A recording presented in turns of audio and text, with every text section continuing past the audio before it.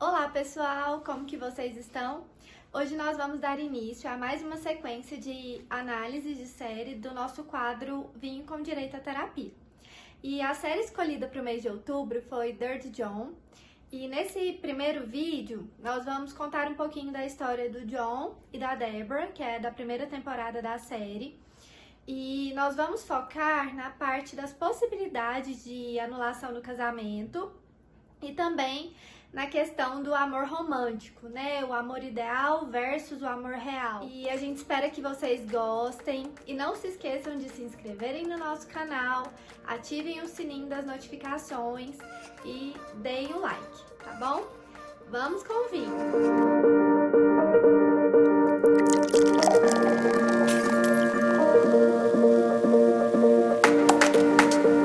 Pessoal, como vocês estão? Tudo bem? Hoje a gente está com mais um episódio da nossa série Vinho com Direito à Terapia. Só para contar um pouquinho, para quem não assistiu a série conta a história do John e da Deborah. Ela é uma mulher bem-sucedida, uma designer de interiores que conhece o John na internet. E eles começam a sair. Inicialmente ele fala que ele é um médico para ela. E eles vivem uma paixão muito intensa. Em menos de 2 meses eles vão morar juntos e se casam. A família dela é totalmente contra. E ao decorrer da série a gente vai descobrindo que o John não era nada aquilo do que ele falou no início. Na verdade, ele era um estelionatário, ele aplicava vários golpes, inclusive tinha medida de restrição contra várias mulheres. Então, assim, é uma tremenda decepção para Deborah. Então, uma das coisas que a gente vê na série é que muitos advogados orientaram a Deborah a pedir anulação do casamento, e é sobre isso que a gente vai falar aqui hoje. E você, Amine, o que você vai falar? Na parte psicológica, eu vou focar um pouquinho na questão do amor romântico, né? E na diferença do amor real pro amor ideal. Legal. Aí você começa. Já dando início, né, a essa visão da psicologia em relação à série, é muito comum que quando a mulher, ou quando a pessoa, ela tá carente, né, ela acaba perdendo alguns critérios na hora da escolha.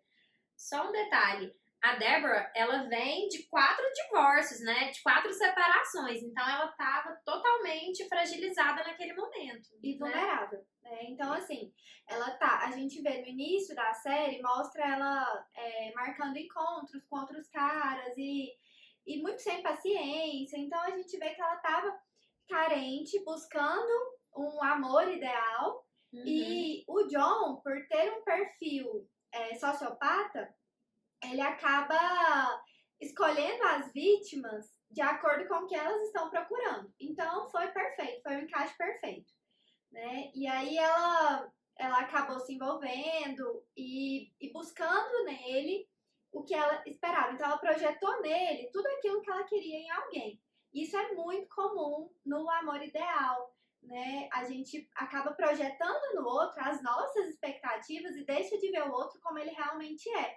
Mas o John, ele queria assumir esse papel, né? Que ele fazia de tudo pra enganá-la, né? Ele se mostrava um príncipe encantado, tratava ela muito bem. Na série deixa muito claro que todo dia de manhã ele levava um suco, uma vitamina pra ela, né? Então, ele quis assumir esse papel, né? Sim, mas assim, mesmo quando não tem um dos lados, né, com esse perfil manipulador que o John tinha, é muito comum nessa fase de paixão, a pessoa apaixonada, ela não vê o real do outro. E aí, quando casa, esse ideal, ele fica muito mais distante. E a máscara cai, a pessoa entra em contato com o real e se frustra, né? E ele é muito sutil, né? Tem aquela cena que ele contrata uma mulher pra invadir a casa deles, pra usar de justificativa pra colocar a câmera em toda a casa. E ela nem percebe que ele armou tudo aquilo, não percebe que ele tá vigiando ela por todos os passos. E a família percebe, né? A família vê que tem alguma coisa de errado, mas ela não percebe. E isso é um efeito do amor ideal, né, amiga? Inclusive, as filhas dela tentam alertar ela diversas vezes, né? O sobrinho. E ela tá tão focada no que ela sonhou, no que ela idealizou ali, que ela não consegue enxergar, né? Até um determinado momento da série. É o ditado, né? O amor é cego. E ele mente muito bem, né? Eu acho que por ter esse histórico de estelionato, né, durante toda a sua vida, aplicando pequenos golpes, até chegar a roubar medicamentos de pacientes, né, perder a licença para praticar enfermagem. Ele mente que era médico anestesista, enquanto ele tinha um diploma de enfermeiro anestesista, mas ele já tinha perdido... Anestesiologista, não anestesista, anestesista é médico. É anestesi... Você fala essa palavra não, nem Ele mente que é médico anestesista, enquanto ele é enfermeiro anestesiologista. Eu consegui falar. Essa palavra é difícil. Pois é. E ainda assim, ele nem era enfermeiro, porque ele tinha perdido a licença, ele tinha conseguido uma licença precária para atuar só ali na região da Califórnia, né? E é muito frustrante para a pessoa quando ela se depara com essa realidade, né, Amine? Muito. E aí na série a gente vê que a Deborah, quando ela se depara com isso, ela começa a ficar extremamente frustrada, preocupada, e isso gera um monte de transtornos na vida dela. Juridicamente falando, quando acontece esse tipo de caso, querendo ou não, a Deborah, ela casou com um cara que não existia, né? Ele se fez passar por uma pessoa. Então, a gente observa que teve um erro essencial na pessoa do John. Se ela soubesse de todo o passado dele, ela jamais teria casado. E a nossa legislação permite que nesses casos de erro essencial, quanto à identidade, a boa fama, a honra, é possível uma anulação de casamento. São 3 hipóteses quanto a erros essenciais. E a Deborah, ela se encaixa em 2, que é da identidade, da boa fama e da honra. Teve um erro essencial dessas características do John. E uma segunda hipótese prevista na lei, que também se encaixaria no caso da Deborah, é que ele omitiu os crimes, né? Ela não tinha conhecimento dos delitos anteriores. E o fato dele ter sido condenado, dele estar sendo acusado por crimes anteriores ao casamento, também possibilita a anulação de casamento. Inclusive, ele mente que estava no Iraque, defendendo a pátria, sendo médico na guerra, enquanto na verdade ele estava cumprindo pena no presídio. E ela só vai descobrir isso depois, mesmo assim ele consegue enganar ela, falando que ele tinha recebido medalha de honra, que estava ajudando uma pessoa que estava no presídio, sendo que na verdade ele estava recebendo... Ele estava cumprindo a pena, né? Ele estava cumprindo a liberdade provisória e ele recebeu ali uma carta do presídio, né? Então, a gente vê que a Deborah, ela estava de boa fé quando ela casou. Ela realmente estava em busca do homem ideal, do amor perfeito, estava em busca do conto de fadas dela. Mas o conto de fadas não era bem assim, né? Virou filme de terror. E isso é muito comum. É claro que na série é um caso, assim, extremo, né? Mas mesmo não se tratando de casos extremos, isso acontece com frequência. Mini, e a história que se passa na série é uma história real. Sim. E dando uma pesquisada, quando a Deborah resolveu tornar público esse caso, muitas pessoas ficaram chocadas, porque realmente parece uma coisa assim de filme, algo que assim não vai acontecer na vida real. E aconteceu. É uma história baseada em fatos reais. Inclusive, eu vi uma entrevista dela falando que quando ela conta a história, as pessoas falam assim, não, mas espera, saiu de um filme, saiu de uma novela. Não imagina que isso realmente pode acontecer. A ação de anulação de casamento, no caso de erro essencial, ela só pode ser pedida por quem foi vítima do erro. Então, no caso, a Deborah precisa de um advogado, é uma ação própria e tem um prazo. No caso de erro essencial, o prazo decadencial é de 3 anos. Passado esse prazo, só vai dissolver o casamento mediante divórcio. A Deborah poderia ter entrado com essa ação, né? Mas toda essa ação, ela demora um certo tempo. Então, o que ela poderia fazer de imediato para poder se resguardar e não coabitar mais com o John? ela poderia pedir a separação de corpos, né? E é importante falar que o John, ele casou com a Deborah interessado no dinheiro dela, porque ela era uma pessoa muito rica, né? Sim, ela casou de boa fé, mas ele de má fé. E essa má fé dele, o que acarreta, né? Ele não teria nenhuma vantagem sobre essa união. Para ela, o casamento vai ter efeito até a data da sentença de anulação, mas para ele não vai ter nenhuma vantagem, exatamente porque foi De má fé. porque no caso foi comprovada a má fé, né? E é importante falar que a principal diferença entre a anulação e o divórcio é que na anulação é como se o casamento nunca tivesse existido.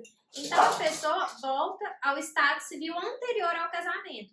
Então se ela fosse solteira, voltaria a ser solteira. É a Lola, gente, perdão. Bora voltar. A gente tá falando? Nem lembro.